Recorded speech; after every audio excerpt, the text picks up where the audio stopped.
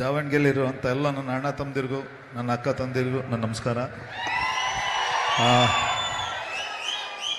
First of all thank you. ನನ್ನ 3 ವ್ಯಕ್ತಿಗಳು, ನಾನು ಪ್ರತಿ ಸರಿ ಹೇಳ್ತಾ ಇದ್ದೀನಿ, ಮಾರ್ಟಿನ್ ಸಿನಿಮಾಗೆ ನನ್ನ 3 ವ್ಯಕ್ತಿ ಮೇನ್ ಮುಖ್ಯ. ನನ್ನ ನಿರ್ದೇಶಕರು, ಹೀರೋ, ನಿರ್ಮಾಪಕರು. ಇವರಿಲ್ಲ ಅಂದರೆ ಇವತ್ತಿನ ಸಹ ನೀವೇನು ಟ್ರೈಲರಲ್ಲಿ ಆ್ಯಕ್ಷನ್ ನೋಡಿದ್ರಿ ಅದು ಮೂಡ್ ಬರ್ತಿತ್ತೋ ಇಲ್ವೋ ಗೊತ್ತಿಲ್ಲ. ಅದಕ್ಕೆ ತುಂಬಾ ಸಪೋರ್ಟ್ ಮಾಡಿದಂಥವ್ರು ನನ್ನ ಹೀರೋ.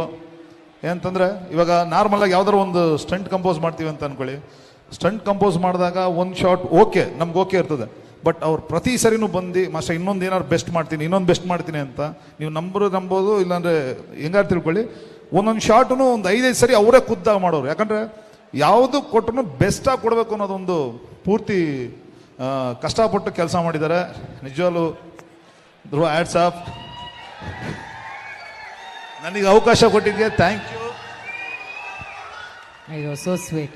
ಅವ್ರು ನೋಡಿ ಅವ್ರಿಗೆ ಎಷ್ಟು ಗುರುಗಳ ಮೇಲೆ ಭಕ್ತಿ ಇದೆ, ಅವ್ರ ಕಾಲಿಗೆ ಬೇರೆ ನಮಸ್ಕಾರ ಮಾಡ್ತಾ ಇದ್ದಾರೆ. ಸೋ ಸ್ವೀಟ್ ಆಫ್ ಇದ್ರು ಸರ್. ಬಟ್ ಈ ಸಿನಿಮಾದಲ್ಲಿ ನನಗೊಂದು ಅವಕಾಶ ಸಿಕ್ಕಿದ್ಕೆ ನಿಜವಾಗ್ಲೂ ನಾನು ಪುಣ್ಯ ಅಂತ ಹೇಳಕ್ಕೆ ಇಷ್ಟಪಡ್ತೀನಿ. ಯಾಕಂದರೆ ಪ್ರತಿಯೊಬ್ಬ ಸ್ಟಂಟ್ ಡೈರೆಕ್ಟರ್ಗೆ ಇರ್ಬೋದು, ಯಾವುದೇ ಒಬ್ಬ ಟೆಕ್ನಿಷಿಯನ್ಸ್ಗೆ ಇರ್ಬೋದು, ಒಂದು ಅವಕಾಶ ತೋರ್ಸೋದಕ್ಕೆ ಯಾವುದಾದ್ರು ಒಂದು ಬೇಕೇ ಬೇಕು ಅವ್ರ ಕಲೆ ತೋರ್ಸೋದಕ್ಕೆ.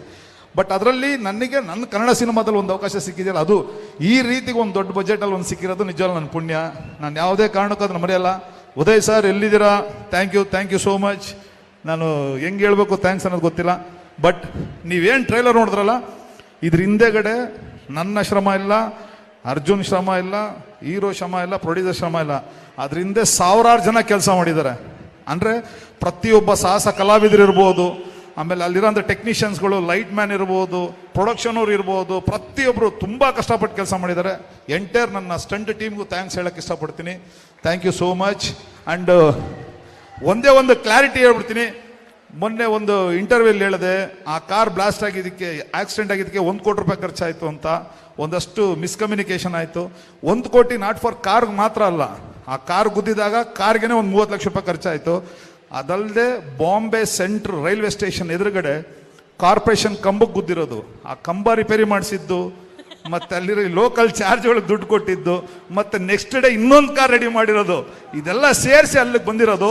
ದಯವಿಟ್ಟು ತಪ್ಪು ತಿಳ್ಕೊಬೇಡಿ, ಅದೆಲ್ಲ ಬಿಡಿಸಿ ಹೇಳೋಕ್ಕಾಗಿರಲಿಲ್ಲ. ಇದೊಂದು ಅವಕಾಶ ಸಿಕ್ತು, ನಾನು ಅದ್ರ ಕ್ಲಾರಿಫಿಕೇಶನ್ ಕೊಟ್ಟಿದ್ದೀನಿ ಅಂತ ಹೇಳ್ಕೊತೀನಿ. Thank you so much.